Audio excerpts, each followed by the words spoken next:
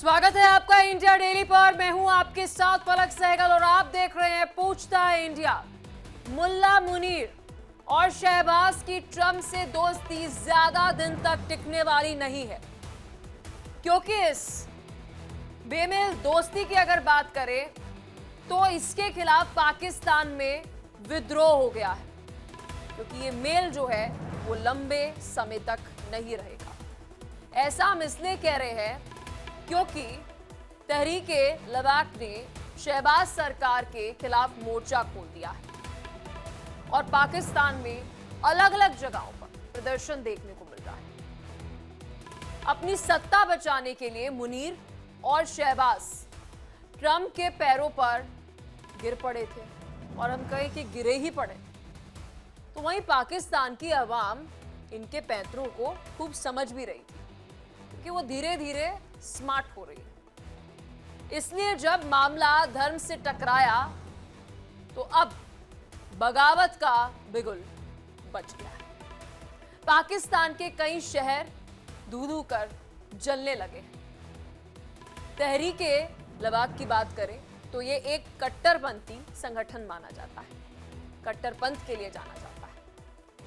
पाकिस्तान ने इजराइल के साथ मिलीभगत और इस्लाम के साथ विश्वासघात करने का आरोप लगाया, जिसके बाद वहां पर हालात गृहयुद्ध जैसे बन गए। अब आपको ये पूरा मामला समझाते हैं। अमेरिकी पिट्ठू मुनीर और शहबाज, इनके मुल्क में अब विरोध और ज्यादा बढ़ गया है। पाकिस्तान की सड़कों पर हजारों की संख्या में, आई रिपीट हजारों की संख्या में टीएलपी समर्थक उतर आए। लाहौर, इस्लामाबाद, रावलपिंडी, ये सभी वो लोकेशंस हैं जहां पर इस वक्त इंटरनेट सर्विसेज तक भी बैन करने की जानकारी सामने आ रही है। हिंसक झड़पें हो रही हैं, जिसके बाद कई शहरों में हालात बेहद ज्यादा तनावपूर्ण बताए जा रहे हैं। हालात को काबू में करने के लिए पाकिस्तान के कई शहरों में इंटरनेट सेवा जो है वो बंद कर दी गई है। प्रदर्शनकारियों ने ट्रंप के गाजा प्लान का जमकर विरोध किया और गाजा पर सीजफायर के प्रस्ताव से सहमत नहीं होने का ऐलान भी किया। अब गुस्साए टीएलपी समर्थकों की बात करें तो पाकिस्तान की कई शहरों में बवाल काटा जा रहा है। आरोप यह है कि जुम्मे की नमाज पढ़कर निकल रहे नमाजियों पर गोलियां चलाई गई। प्रदर्शनकारियों पर जगह जगह पर आंसू गैस के गोले दागे गए, और यही वजह रही कि मुनीर शहबाज के खिलाफ लोगों का गुस्सा और ज्यादा बढ़ गया। और जो तनाव की स्थिति अभी बनी हुई है पूरे पाकिस्तान की बात करें तो आप अब इसे कुछ ऐसे समझिए कि एक लौता जो पंजाब प्रांत बचा था, जहां पर कुछ हम कहेंगे शांति दिख रही थी, वहां पर अब शांति नहीं है। तो अब कोई प्रांत ऐसा नहीं है पाकिस्तान में जहां पर शांति हो। इसलिए पूछता है इंडिया, क्या गाजा शांति प्रस्ताव बहाना और पाक सरकार है निशाना? आज यही सवाल रहेगा पहला। और क्या पाकिस्तान में तख्ता पलट की उल्टी गिनती शुरू हो गई? Countdown has begin. क्या शहबाज मुनीर की जोड़ी में फूट पड़ चुकी है? क्योंकि बहुत बार ऐसा हुआ है कि मिलिट्री और वहां की हुकूमत एक साथ चलते हुए नजर नहीं आई, और शायद यही कारण है कि इस वक्त अगर आप पाकिस्तान की तस्वीर देखेंगे तो अब कोई प्रांत ऐसा नहीं बचा है जहां पर प्रदर्शन ना हो रहे हो, इंस्टेबिलिटी ना हो, पॉलिटिकल इंस्टेबिलिटी ना हो। सुरक्षा तो अब पाकिस्तान में बची ही नहीं। वो ख्वाब देखना तो वहां की आवाम ने छोड़ ही दिए हैं। तो कुल मिलाकर पूरे पाकिस्तान में ये स्थिति बनी हुई है, क्योंकि लंबे समय से हम देख रहे थे पीओजे के खैबर पख्तूनख्वा, बलूचिस्तान, सिंध प्रांत और फाइनली अब जाकर पंजाब प्रांत में भी यही तस्वीर जो है वो नजर आ रही है। और मुद्दा इस बार अपने देश का नहीं है, मुद्दा उस मुल्क का है जहां पर गाजा और इजराइल के बीच में सीज फायर को लेकर कुछ शर्तें थी। इसको लेकर अब वहां पर जो एक कट्टरपंथ संगठन है वो आक्रोशित नजर आ रहा है। मेहमान हमारे साथ जुड़ गए हैं, आज इसी मुद्दे पर चर्चा करेंगे। ब्रिगेडियर शदेंदु जी हमारे साथ रिटायर्ड रक्षा विशेषज्ञ हैं और साथ ही कर्नल संजीत सिरोही हमारे साथ है, रक्षा विशेषज्ञ है। और पाकिस्तान से तैयब बलोच हमारे साथ वरिष्ठ पत्रकार जुड़ चुके हैं और पाकिस्तान से हमारे साथ हुसैन जावेद जी वरिष्ठ पत्रकार हैं। बहुत शुक्रिया आप सभी का अपना कीमती समय देने के लिए। सबसे पहले शुरुआत ब्रिगेडियर शदेंदु जी आपसे। अभी पिछले लंबे समय से सर हम ये चर्चा कर रहे थे कि पाकिस्तान में पंजाब प्रांत को छोड़कर बाकी सभी प्रांत में अभी इंस्टेबिलिटी, सुरक्षा का अभाव और दंगे फसाद, अलग अलग विद्रोह की लहर। और आज वो खबर भी सामने आ जाती है कि एक जो प्रांत बचा था वहां पर भी वैसी ही अब तस्वीर नजर आ रही है।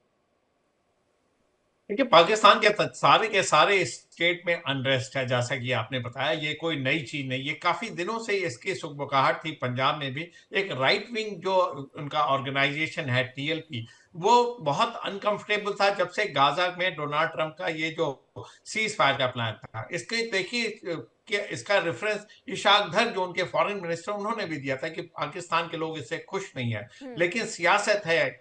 शाहबाज शरीफ, आसिम मुनीर, ये डोनाल्ड ट्रंप के पास गया, उनके जो सीज फायर प्लान को उन्होंने बिल्कुल तरीके से रेटिफाई किया, जबकि हिंद उनके देश की जो जनता है वो इसको नहीं चाहती। तो वो कहीं ना कहीं फंडामेंटलिस्ट बिल्कुल राइट विंग अप्रोच की तरफ जा रही थी और गाजा के फलस्तीनियों के साथ और हमास के साथ उनकी अलग किस्म का एक क्राइम था और एक तरीके की संवेदनशील थे दोनों उसके प्रति लेके। लिहाजा इस तरीके का प्रोटेस्ट उभर के सामने और साथ में एक अपने देश की जो सियासतदार हैं उनके प्रति एक गुस्सा है। ये है, इतने बड़े संख्या में लोग सड़कों पे आए। शुरुआत लाहौर से हुई, अब देखिए ये बढ़ के रावलपिंडी और इस्लामाबाद तक पहुंच गई। और सबसे बड़ी बात जो है, किस तरीके से इस मॉब को, इस प्रोटेस्ट को हैंडल किया जा रहा है, ये देखना होगा। पुलिस फायरिंग करती है, आंसू गैस छोड़ती है, एंट्री और एग्जिट पे बैन कर दिया जाता है। प्रोटेस्ट हुआ नहीं कि इंटरनेट सर्विसेज खत्म, मोबाइल सर्विसेज खत्म।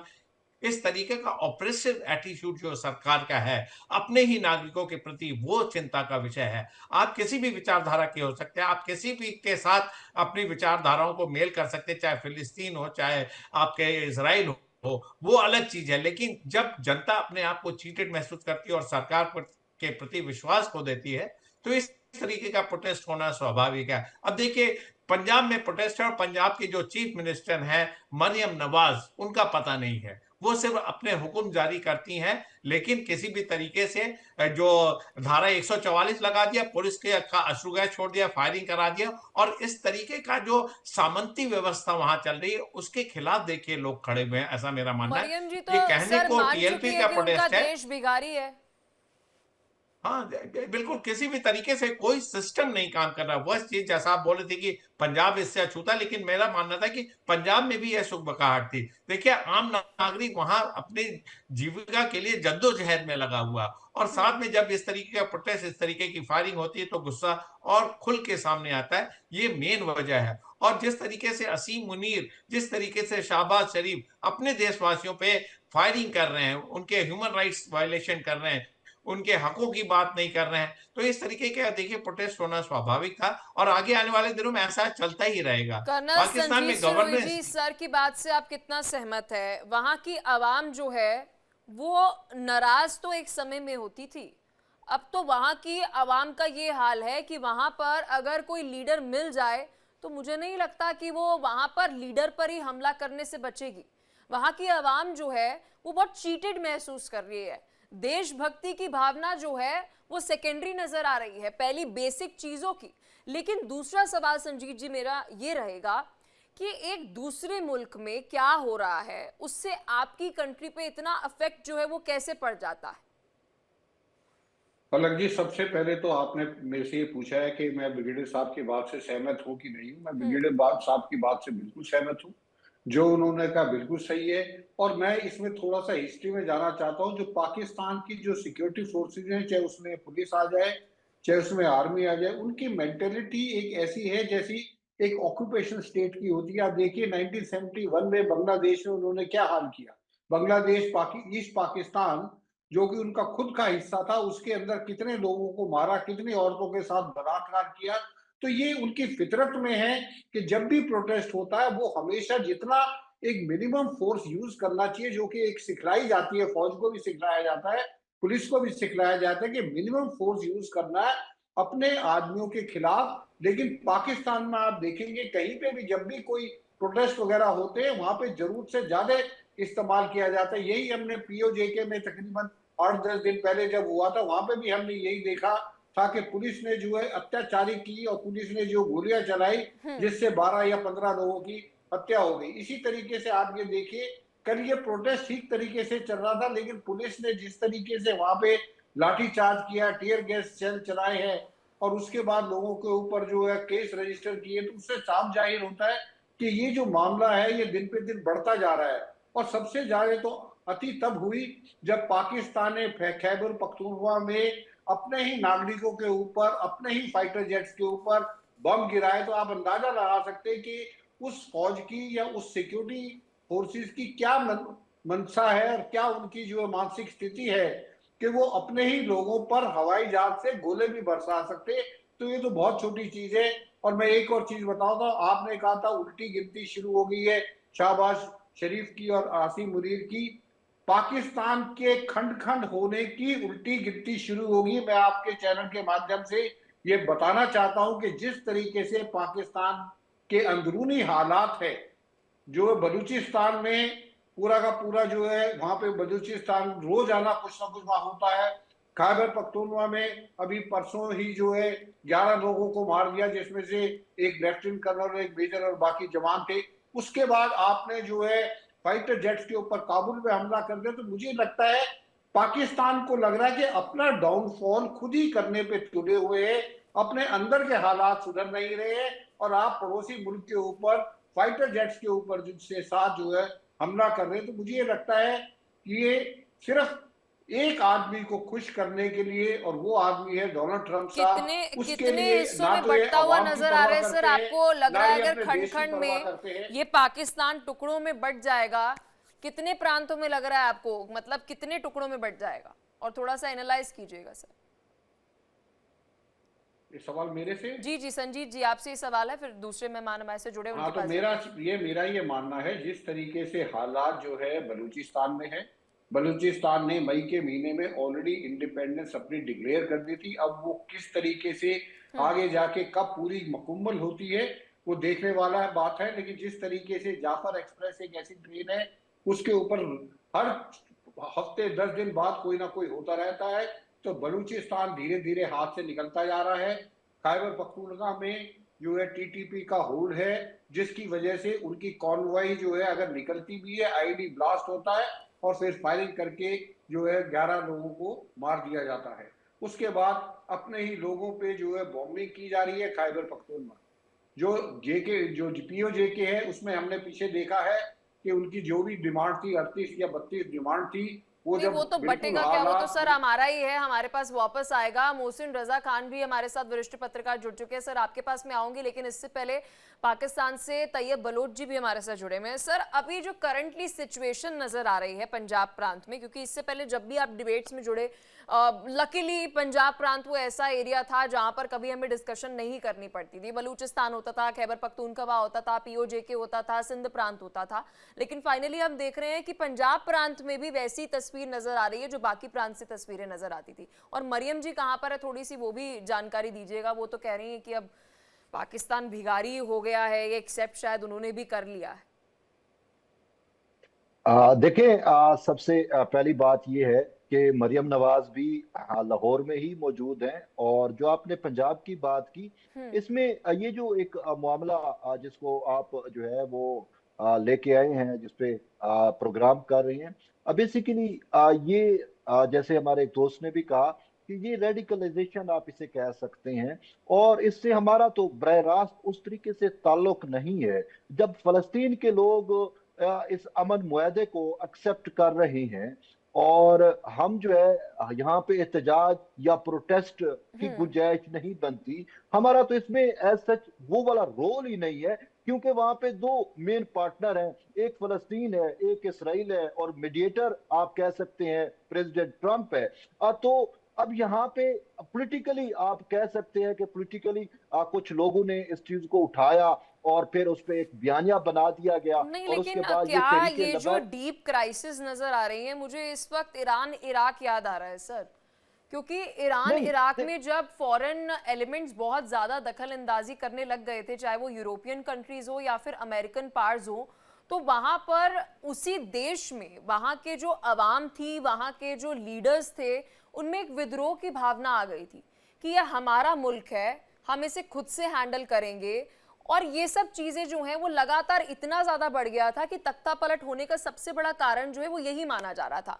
क्या उसी तरीके से अब वहां की आवाम जो इतने फॉरेन एलिमेंट्स आ गए हैं, चाहे वो हम चाइना की बात करें, चाहे वो हम अमेरिका की बात करें कि आप मुनीर जी कभी बेस्ट फ्रेंड है चाइना के और फिर चाइना के दुश्मन अमेरिका के कभी बेस्ट फ्रेंड है, आप खुद की प्रॉब्लम्स को तो टैकल कर ही नहीं रहे हैं। और फिर उसके बाद ये गुस्सा गाजा और इजराइल को लेकर, जिसका डायरेक्टली आपके देश से कुछ लेना देना है नहीं, और या तो मैं ये मानकर चलूं कि लश्कर तैयबा के बेस्ट फ्रेंड जो हमस बने हुए हैं उसकी वजह से ये वही समर्थक जो है वो प्रदर्शन कर रहे हैं। ग्राउंड रियलिटी क्या है, क्या आपको नजर आ रहा है, क्यों ये लोग वहां पर खड़े हैं? देखिए, पहली बात है जो आपने आसिम मुनीर की बात की, वो तो हमारा एक बैलेंसिंग एक्ट है कि हम दो वर्ल्ड जो राइवल्स हैं, चीन और अमेरिका, दोनों को साथ लेके चल रहे हैं। ये तो आपको हमें क्रेडिट देना पड़ता है। बाकी जो आपने जमीनी हकैक की बात की है, बेसिकली जमीनी हकैक ये है कि तहरीके लबैक पाकिस्तान है, ये जो प्रोटेस्ट कर रहे हैं, ये पूरी कोई पंजाब की जनता रोडों पे नहीं निकल आई। ये एक मजहबी और पॉलिटिकल ग्रुप है। तो टीएलपी ये इलेक्शन में भी कंटेस्ट करती है और मजहबी रंग भी इसके ऊपर बहुत पक्का ये ज्यादा चढ़ा टीएलपी हुआ है? है। जी जी बिल्कुल, तहरीके लबैक पाकिस्तान हम उसे कहते हैं, टीएलपी। ये बकायदा रजिस्टर्ड एक जमात है, पॉलिटिकल भी है और मजहब के नाम पे ये एक सियासत करती है। तो आप देख लें कि फलस्तीन के मामले पर भी अब इन्होंने अपनी सिर्फ दुकान चमकानी है, अपना चूरन बेचना है अवाम में कि देखें हम जो है वो गजा के लिए उठे। हम आज तक ये गजा के लिए इन्होंने प्रोटेस्ट नहीं किया, खुद इसके लिए इन्होंने प्रोटेस्ट नहीं किया। जब आप देख रहे थे कि इसराइल का जुल्म सितम ढा रहा था, हमें आपको कहीं ऐसा पाकिस्तान में इसका टीएलपी का प्रोटेस्ट नजर नहीं आया। लेकिन जब बात चली गई अमन मुआहदे पे, तो उसके बाद अब इनका एकदम प्रोटेस्ट आ गया। अब तो बेसिकली इनमें इनका कोई ना कोई पॉलिटिकल मोटिव जरूर होगा, कोई एजेंडा जरूर होगा, लेकिन ये इतना कोई बड़ा वो नहीं है। जैसे आपने कहा कि पाकिस्तान में जो है वो इंटरनेट बंद कर दिया गया, मोबाइल सर्विस बंद है, नहीं, सिर्फ इनका एक रूट है, इनका एक मार्च है, और वो है लाहौर से इन्होंने शुरू होना है और इस्लामाबाद अरे तक सर, आना है। मार्च और में पत्थरबाजी हो रही है, ईंटें में देख रही हूँ, बिल्कुल सरों बिल्कुल। पर चोटें लगी हुई हैं, आप कह रहे हैं बड़ी नॉर्मल बात है। देखिए, मैं ये कह रहा हूं कि आखिर साफ ज़ाहिर है प्रोटेस्ट है, उसको हैंडल भी किया जाना है, इनको रोका भी नहीं सर, गया, प्रोटेस्ट इनको और मना राइट्स भी में डिफरेंस होता है हमारे देखो, साथ। इनको जी बोलिए इनको बोलिए सर, मना भी कंटिन्यू। किया गया, लेकिन इसके बावजूद जब देखें इनको कह दिया गया कि आप जो है वो इस्लामाबाद की तरफ नहीं आ सकते, लेकिन इसके बावजूद उन्होंने रियासती रेट को चैलेंज किया, तो फिर पुलिस ने या लॉ एनफोर्समेंट जो इदारे हैं उन्होंने तो इनको रोकना है। तो वो तो इसको रोक, क्योंकि इनका मंजिल, इनकी मकसद वो ब्रिगेडियर इस्लामाबाद की शरदेंदु तरफ जी, है। मुझे नहीं पता कि कोई प्रोटेस्ट और राइट्स के बीच में, दंगों के बीच में कैसे डिफरेंशिएट करता है, क्योंकि भारत में तो बहुत क्लियर डेफिनेशन है, परिभाषा है, लेकिन यहाँ पर सर का ये कहना है कि ये इतनी कोई सीरियस सिचुएशन नहीं है। जबकि हम साफ तौर पर एक बारी विजुअल्स हम चलाए तो देख सकते हैं कि ईंटें फेंकी जा रही हैं, सरों पर चोट लगी हुई है वहां पर, और वहां पर अटैक जो है वो, चाहे वो प्रदर्शनकारी हो, लेकिन in the end of the day तो आपके देश के नागरिक ही है ना। तो ये एक तो बहुत सीरियस मुझे लग रहा है सरप्रेशन है। पलक जी, आपने बिल्कुल ठीक बोला। देखिए, तहरीके लबैक जो पाकिस्तान है वो एक राइट विंग ऑर्गेनाइजेशन है। वो जो पैलेस्तीनियों के सपोर्ट में इजराइल के अगेंस्ट प्रोटेस्ट कर रहा था, लेकिन ये प्रोटेस्ट इस लेवल पे पहुंचा कैसे?